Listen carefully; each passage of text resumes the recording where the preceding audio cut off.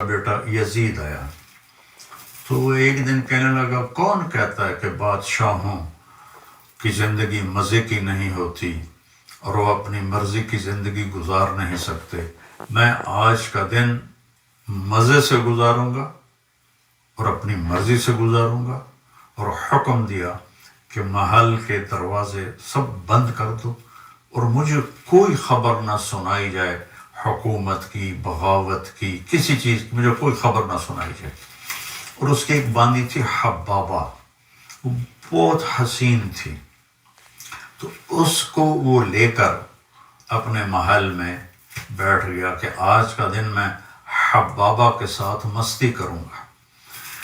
تو باتیں کرتے کرتے اس کو اپنی گود میں لٹا لیا اور انگور پڑے تھے تو ایک دانہ اٹھاتا اور اس کے منہ میں ڈال دیتا، اس کو کھا لیتی، پھر دوسرا دانہ اٹھاتا اس کے منہ میں ڈال دیتا. اس طرح کی ایک مزے کی شکل بنی.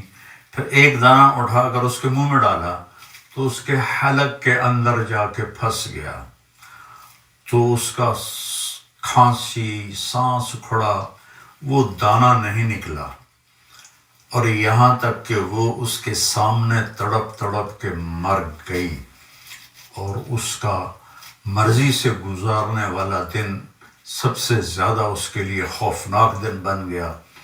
اتنا غمگین ہوا، 3 دن تک اس نے اسے دفن نہیں کرنے دیا، اس کی لاش سامنے رکھ کے بیٹھا رہا. تیسرے دن اس میں بدبو پڑنے لگی اور جسم گلنے لگا، تو پھر زبردستی اس کے رشتہ داروں نے، اس کے بھائی ہشام نے اسے چھین کر اس کو دفن کیا. تو مرضی کی زندگی یہاں نہیں، آگے ہے.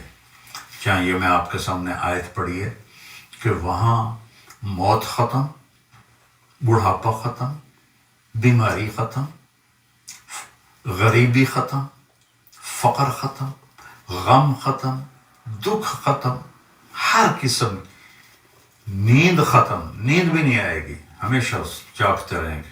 تو اللہ فرما رہے ہیں کہ ان کو جب بھی کوئی پھل پیش کیا جائے گا تو وہ کہیں گے یہ تو ہم نے ابھی کھایا ہے، لیکن جب وہ کھائیں گے تو پتہ چلے گا کہ یہ تو کوئی اور ہے، وہ تو اس کے مشابہ تھا جو پہلے کھایا تھا.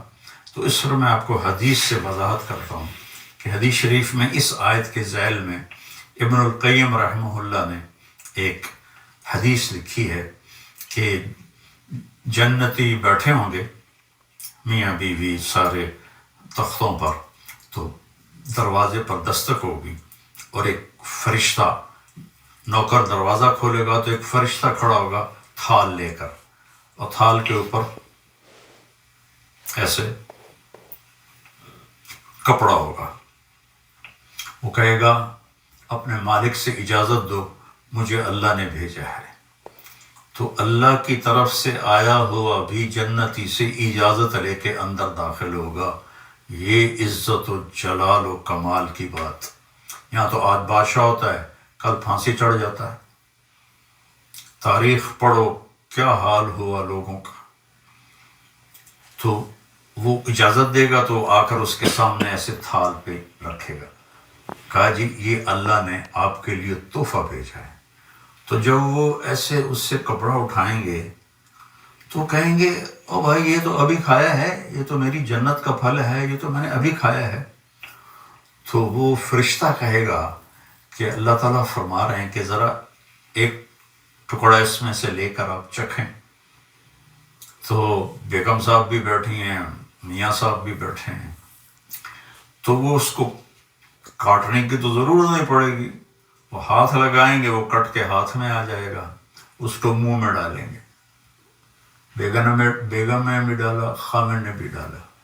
تو اگر میرے نبی نے فرمایا اس کی جنت میں، یہ آگے میں مثال کے طور پر عرض کر رہا ہوں، اگر اس کی جنت میں 10 کروڑ قسم کے پھل ہیں، ویسے تو کروڑوں شروڑوں کی وہاں کوئی گنتی نہیں ہے، لامحدود ہے، مثال دے رہا ہوں، اگر اس کی جنت میں 10 کروڑ قسم کے پھل ہیں، ہر پھل کا ذائقہ مزہ الگ ہے. ہم ابھی افطاری میں چاٹ بنے گی، ہر گھر میں بنے گی، تو جب وہ 4 5 6 چیزیں ملتی ہیں تو وہ ذائقہ ہی کچھ اور ہو جاتا ہے، مکس ہو جاتا ہے.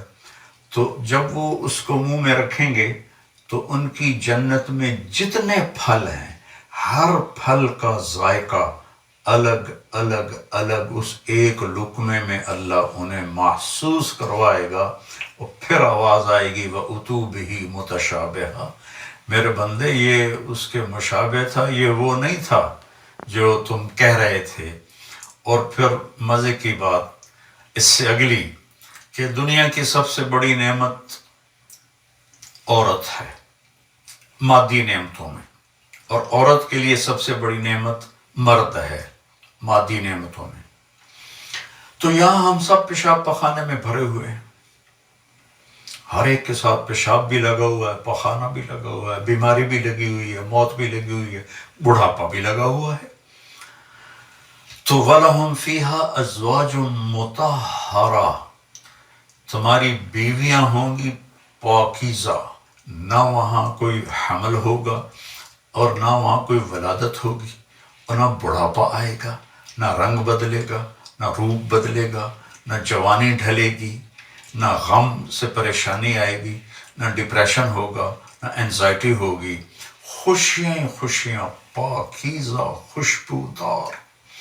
اللہ تعالیٰ جنت کی عورت، دنیا کی عورت کو جنت کی عورت سے 70,000 گنا زیادہ خوبصورت بنائے گا جنت میں۔ اور جنت کی حور کا حسن بتا دوں کہ یہ دیکھیں، یہ میری یہ انگلی کا یہ اس کو فنگر ٹپ کہتے ہیں، فنگر ٹپ، اور عربی میں اس کو بنان کہتے ہیں، اردو میں پورا کہتے ہیں، کہ جنت کی حور کا یہ پورا اس طرح سورج کو دکھا دیا جائے، جیسے لائٹ میرے سامنے ہے اس طرح دکھا دیا جائے تو سورج اس کی انگلی کے پورے کے نور کے سامنے غائب ہو جائے گا، جیسے سورج کے سامنے ستارے غائب ہو جاتے ہیں۔ تو ایمان والی عورت کا حسن کیسا ہوگا، جو کبھی ڈھلتا ہی نہیں، کبھی ڈھلے گا نہیں، کبھی خواہشیں نہیں مٹیں گی، اب تو یار بوڑھے ہو گئے اب تو کچھ ہوتا نہیں۔ تو ایک جگہ میں بیٹھا تھا، کافی پرانی بات ہے، تو ایک صاحب کے سامنے قورمہ آیا، وہ بوڑھے ضعیف تھے، تو میں پاس بیٹھا تھا، میں اس وقت کوئی 34-35 سال کا تھا، تو انہوں نے قورمہ اپنے سامنے سے ہٹا کر نا میرے سامنے رکھ دیا اور کہنے لگے لو بھائی کھاؤ، ہمارے تو کھانے کے دن بھی گئے اور نہانے کے دن بھی گئے۔ تو وہاں ایسا کبھی نہیں ہوگا، کبھی نہیں ہوگا، اور ویسے نہانے کی ضرورت بھی نہیں پڑے گی۔ تو وَهُمْ فِيهَا خَالِدُونَ، سب سے بڑی دولت ہمیشہ ہمیشہ ہمیشہ ہمیشہ۔ اف، کبھی کبھی میں سوچتا ہوں نا کہ نو اینڈ، کوئی انتہا نہیں، یہ کھوپڑی میری ایسے ایسے ہلنے لگتی ہے، چونکہ ہمارا دماغ تو لمیٹڈ سوچتا ہے، کھلا نہیں سوچ سکتا ہے۔